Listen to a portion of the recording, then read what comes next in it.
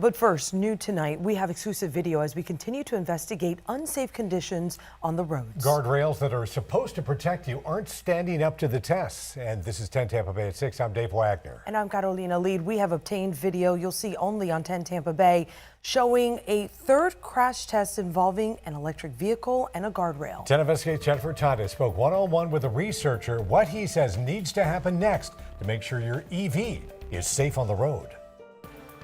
You're seeing the car make contact with the rail. The rail lifts up and deforms backward, and it does eventually rupture. It's the first time you are seeing this video conducted by researchers at Texas A&M's Transportation Institute. The electric vehicle penetrated through the guardrail system and ruptured the rail. James Kovar, an assistant research scientist at the Institute, says going into the test, they knew of the previous test from University of Nebraska that showed a Rivian and Tesla failing when it hit a guardrail. We tested a system that has been viewed as a more robust system compared to what was previously tested, with the hopes of improving the infrastructure on our roadways. How does that differ from a gas-powered car with how the battery-powered car reacted? The system has been tested before according to MASH standards, and it works successfully.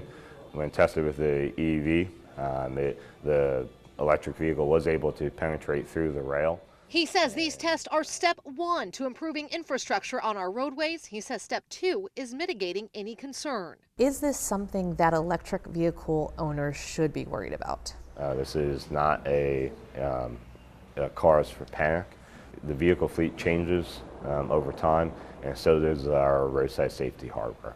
And Kovar first showed that video at a transportation conference here in Orlando this week. He says states are working with them on the research, and there's also collaboration with the roadside safety industry to come up with a solution together. We'll, of course, be paying attention to it all.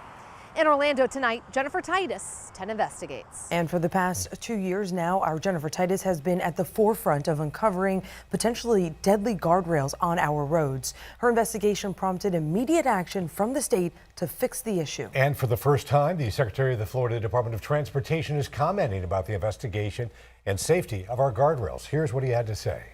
We've been very proactive. As soon as we heard that, we sent teams out all across the state to inspect guardrails to make sure they're installed in properly.